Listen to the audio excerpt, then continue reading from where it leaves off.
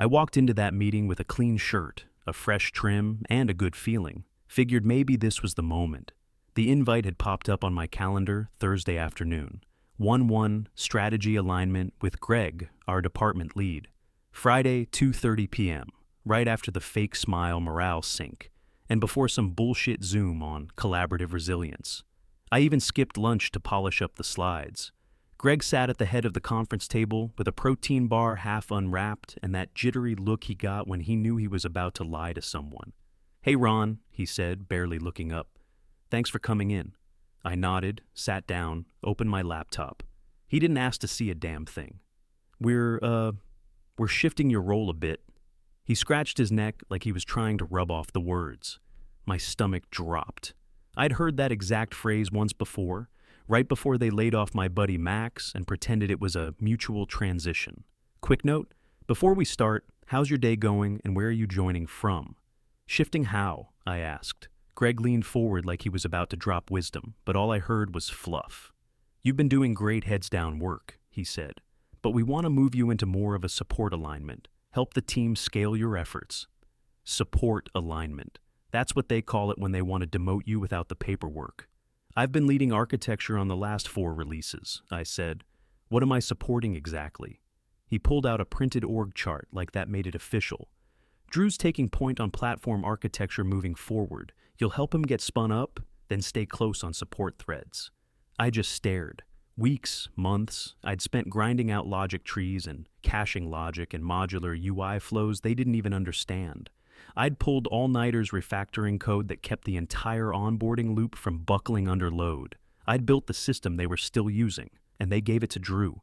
Drew, the same guy who once said out loud in a planning session, "Wait, does Jason need semicolons?" I looked at Greg. "Are you serious right now?" He gave me this weak-ass nod, like he was sorry. But he wasn't. He was scared I'd make a scene. Instead, I smiled, closed my laptop, stood up, and said, "Sounds good." I walked out of that room with a face that didn't match the fire in my chest. Every step back to my desk felt like someone else's life. Like I'd just watched them throw my name in the trash and clap about it. I didn't slam anything, didn't speak. I just packed my bag and walked out the front door like I was heading to a late lunch.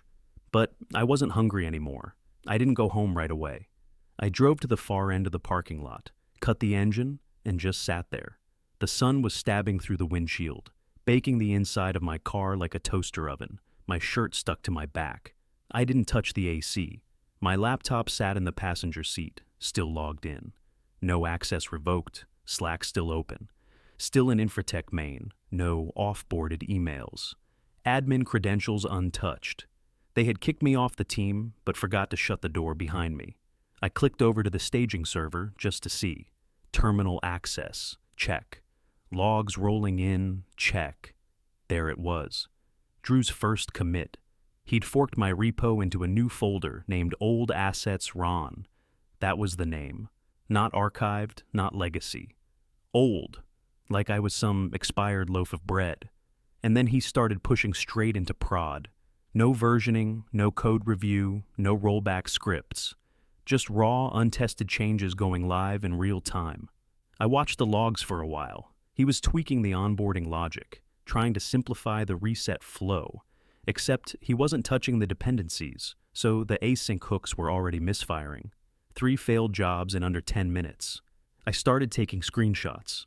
By the time the bourbon hit the glass that night, I had 42 screenshots. Drew was pulling apart my work with the finesse of a drunk mechanic. I kept watching. A few tweaks later, he commented out a retry sequence and caused a memory leak that would balloon under load.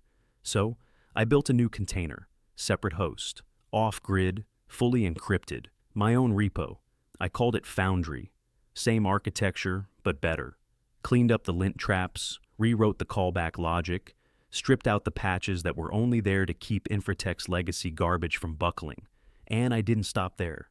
I pulled everything I'd ever worked on, prototypes, tools, scraps of ideas I'd left buried in ticket threads. I rebuilt them all, clean, modular, airtight. Drew kept breaking things, I kept building mine. I didn't rage, didn't rant. I just created a better version of what they threw away. Day 2, I got bored and checked back on the server. He'd renamed 3 functions: optimize 2, optimize final, and optimize final final. Like he was a high schooler saving essays. Logs were full of console spam, no version control, no CI pipeline. He was testing live in prod, on my system. I copied the commit history, every line, every error, every timestamp. They hadn't changed the logging email either, still routing critical errors to my address. So I re-enabled the silent alerts. No one else saw them, but I did. Around midnight, I backed up the first full build of Foundry. It was solid, tight, everything Drew wasn't. I stored the container under a fresh digital vault with a random hash. No trace to me. Redundant storage in 3 places. The next morning, Greg posted some motivational crap in Slack. Big changes, big energy, let's crush Q3. I didn't reply, just saved the message and went back to building. Monday morning, I walked into the huddle room 5 minutes early, coffee in hand, laptop booted, ready to teach my replacement how not to blow up the engine I built from scratch. The room still smelled like burnt K-cups and whatever sadness someone microwaved the week before. Drew rolled in 9 minutes late, sipping some kind of green slushy and smiling like he'd just won something. "Excited to absorb your wisdom, big guy," he said, flopping into the chair like this was his first job interview. I handed him a printed handoff doc, 30 pages, double-sided, tabbed, highlighted, and full of quiet landmines. Page 1, don't delete this. Page 2, I mean it, Drew. He laughed. You're hilarious, man. I didn't answer. I opened up the admin panel and walked him through the load balancer logic. He blinked a few times, nodded like he understood, then asked, "So the balancer's just like, know where to send stuff?" "No," I said. "They don't just know, they're configured. You know what config files are, right?" He waved his hand. Yeah, I gotcha." He didn't. I moved on to the container stack. Showed him how I'd isolated microservices to avoid cascade failures. He squinted at the terminal like it was written in Sanskrit. "So wait, these containers are like separate computers?" "Kind of," I said. "But not really. They're sandboxed environments. Share the kernel." "Oh, okay," he said. "Like tabs in a browser." I stared at him. "No, not like tabs." Every session, same routine. I explained, he guessed, I corrected. He nodded like it was all fine. Then he'd leave the room texting someone, still grinning, still 10 steps behind. Every night, I updated my second document, the real one. Offline, encrypted, not a single byte stored on company servers. It had everything, every internal architecture decision, recovery logic, 0-day workaround, the memory leak patch I never pushed upstream because legal stalled on vendor contracts. All of it, documented and buried under fake file names like boat tax logs, 2021 and diet plan, 2023.xlsx. While Drew stumbled through UI paths and clicked random buttons like a toddler with a TV remote, I was preserving the last clean version of the thing they'd handed him to ruin. Midweek, Greg stopped by to see how the transition was going. I handed him a hard copy of the onboarding checklist and said, "Drew's making great progress." Drew gave a thumbs up with his smoothie still in hand. "Yeah, man, we're jamming." Greg smiled like a proud coach. "Love to hear it." That night, I rewrote the retry flow in Foundry, smoothed out the logic, built a diagnostic script that ran in silent mode and flagged every bad push Drew made in production. I didn't deploy it, just saved it, filed under insurance policy. By Friday, Drew had 4 commits labeled Fix Final, 2 labeled This Should Work, and one that literally said PL's God. I bookmarked it. That one made me laugh. By Friday afternoon, Drew had tanked the preprocessor, bloated the back end, and somehow triggered 500 errors just trying to center a damn button. I didn't say a word, just nodded when he asked if the cloud was acting weird today. Then I logged the bug reports privately, time-stamped every crash, and kept letting him cook. Support tickets started trickling in by end of day. By Sunday night, they were flooding. Form render fails. Customer names mismatched across views. Submission loops triggering empty fields. I archived every one. My inbox lit up Monday like a slot machine. "Hey Ron, quick cue. Any idea why the reset logic fails under mobile?" "Ron, sorry, super random, but can you check something in the old caching layer?" Loop's getting weird behavior again. Know if it's tied to the fallback? I didn't answer, not one. They said it plain as day. You're not on that team anymore.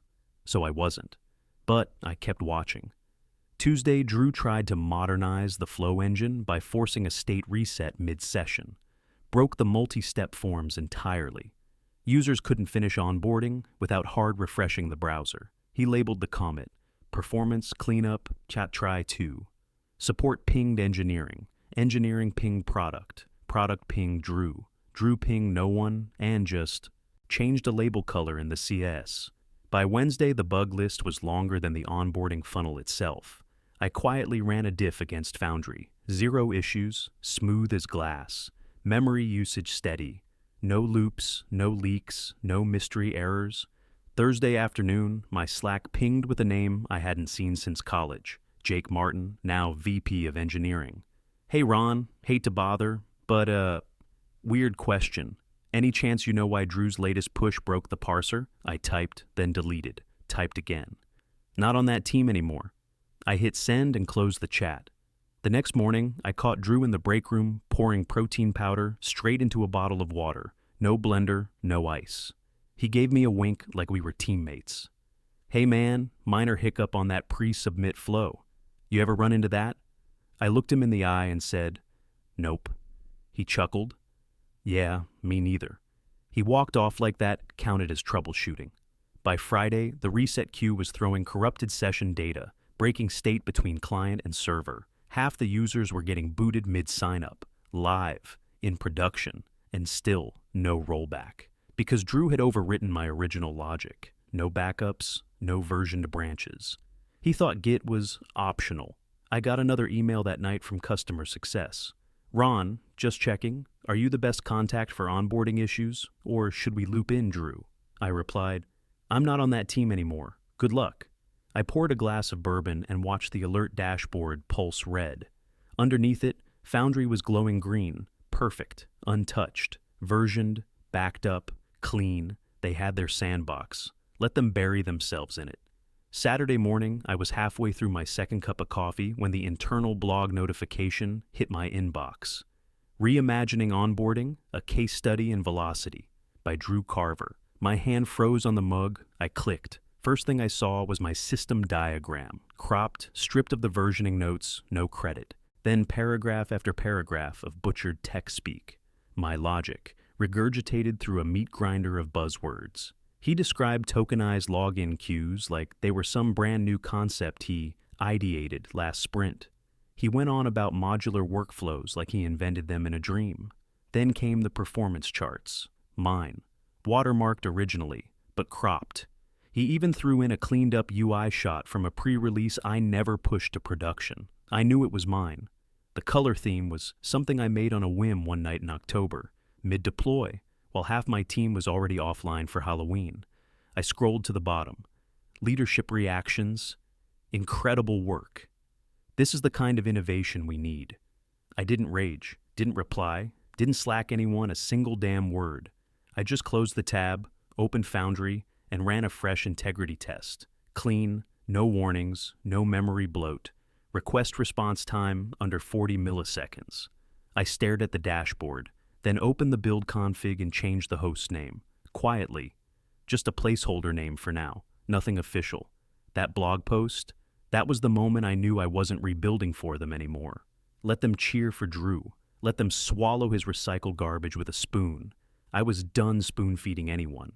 I had a system that worked, flawlessly, and it wasn't theirs. They wanted buzzwords. I had performance.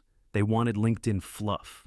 I had real architecture, running clean at scale, never touched by Drew's greasy fingerprints. I pulled up my private doc, started scrubbing language, pulled every internal label, removed names, anonymized the commit notes. I wasn't hiding. I was preparing. My system didn't belong under Drew. It didn't belong in that company at all. So I renamed the first folder, Foundry, Keystone. Still just a label, but it felt right. Something solid, something permanent. That night, I opened my old resume for the first time in years, updated the skills, trimmed the fluff. Dropped in a single line at the bottom. Currently building proprietary onboarding infrastructure, modular, secure, scalable, no company name, no references, just fact. I didn't post it anywhere, not yet, but it was ready. I was ready. Across the room, my personal server's green light blinked once, then again.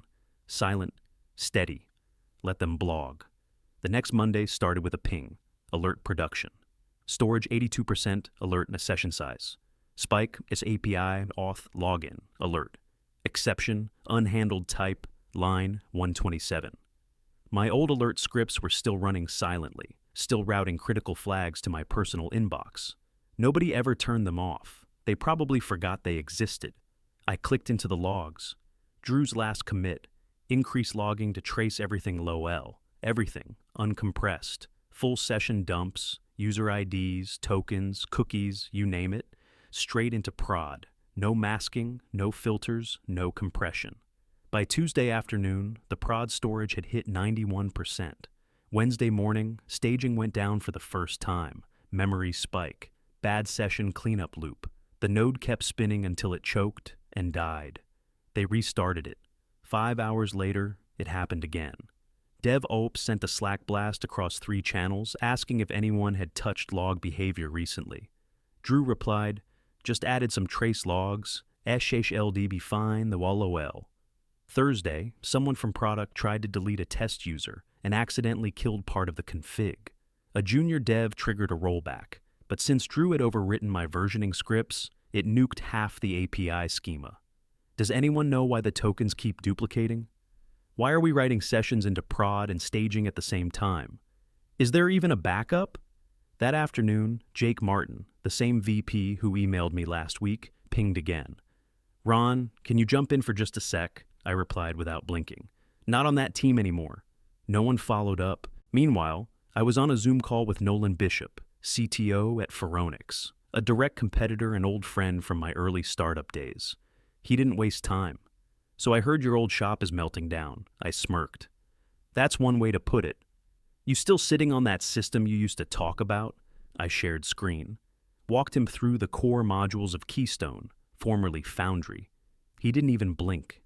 This is cleaner than half the paid platforms I've demoed in the last year. You got ownership over it? Fully, built from scratch, no shared IP, logs to prove it. He nodded. I want it. You looking for employment or licensing? Licensing, I said. Exclusive terms. You get it first. They get nothing. He leaned back in his chair. Send the papers. If you're serious, I'll run it in Sandbox tonight.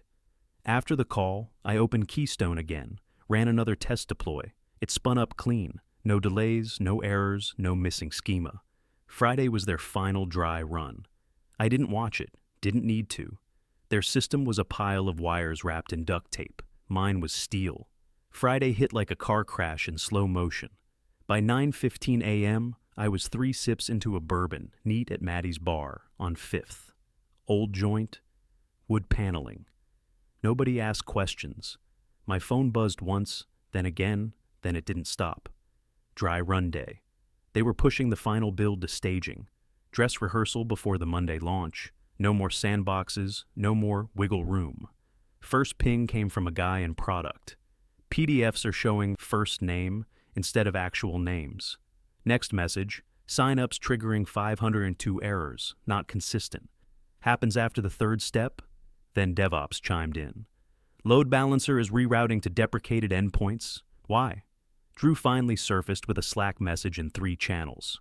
Could be the caching layer, or maybe one of the juniors didn't clean up their scripts. He was blaming juniors, then catching. Then, a few minutes later, this gem. Looks like legacy RON logic causing weird routing. Investigating. Legacy RON logic. The same logic he deleted 3 weeks ago. The same files he named junk in his commit messages. The same handlers he gutted to streamline performance. They asked if they could roll back. Joke was, there was nothing to roll back to. No branches, no clean snapshots. He'd overwritten it all, built on top of sand and duct tape. No safety net, no fallback. Meanwhile, back at Maddie's, I ordered a second bourbon and watched my inbox flood. Jake Martin sent a 3-word email. This is bad. Then HR twice. Voicemail and email. I didn't answer, didn't open Slack, didn't even swipe the banner notifications. I just scrolled through my personal archive and renamed one folder: info receipts, final receipts, screenshots, logs, timestamps, git diffs, alert reports, all of it backed up and sealed. Drew had posted a smug selfie in Slack a month ago, holding a whiteboard that said Velocity Legacy. I saved that too, cropped it, tagged it, labeled the file Velocity Legacy .jpg. Across town, staging was in full meltdown. PDFs were blank. Caching rules were corrupt. Signups timed out and double-posted user data. One dev pinged the infra channel. Is it supposed to override email addresses with null on retry? Nobody answered. Support posted a screenshot of a client dashboard showing the wrong company's internal data. Legal replied with a Slack thread full of immediate escalation required tags. Drew? Radio silent. I bet he was sweating through that fake-washed hoodie he always wore. The one with the thumb holes like he was still in a dorm room. The bourbon was smooth, quiet, like the inside of my head for the first time in weeks. I wasn't gloating. This wasn't revenge. This was gravity. They built a rocket out of spare parts and prayed it would fly. Now it was crashing right on schedule, and everyone wanted to know why the parachutes were missing. I watched one more Slack thread roll in, someone begging for any clean build we can test for hotfixes. They didn't have one. I did. But it wasn't theirs. Monday, launch day. I woke up without an alarm. No commute, no Slack. Just black coffee and the sound of my neighbor's dog barking at the recycling truck. They kicked off the big launch at 7 a.m. sharp. Company t-shirts, branded stickers on laptops, Spotify playlist called Ship It, blasting through the office Sonos. By 7:03, the platform was dead in the water. First issue, blank PDFs, not missing data, literally blank. The dynamic tokens weren't rendering. Templates were broken, parsing logic gone. Second issue, sign-up flows bounced users mid-process, rerouted to dead endpoints, then back to page 1. Some people saw error codes, some saw other people's data. By 7:12, a dashboard meant for client A was showing metrics for client C. At least 3 customers flagged potential data exposure. Slack went full meltdown. Support channel lit up with screenshots. Sales started tagging engineering with urgent in all caps. Product was triaging. DevOps was just throwing logs into the void.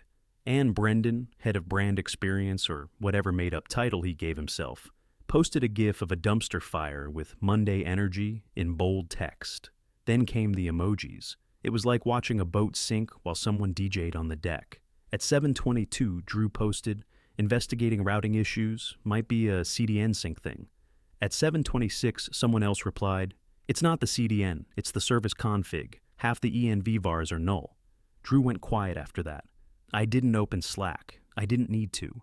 My email pinged at 8:13 a.m. Subject, contract executed. Welcome aboard. From Nolan Bishop, CTO, Phoronix attached, fully signed licensing agreement. Keystone, formerly Foundry, was now live. Not in a sandbox, not in test. In production, fully integrated, private repo, encrypted access, exclusive. They adopted it as their core onboarding infrastructure. Full rights, 5-year deal, high 6 figures. And more if they scale it globally. While Infratech was bleeding out, Keystone was loading clean across 5 data centers. No error logs, no crashes, no support tickets. I leaned back in my chair, sipping the rest of my coffee.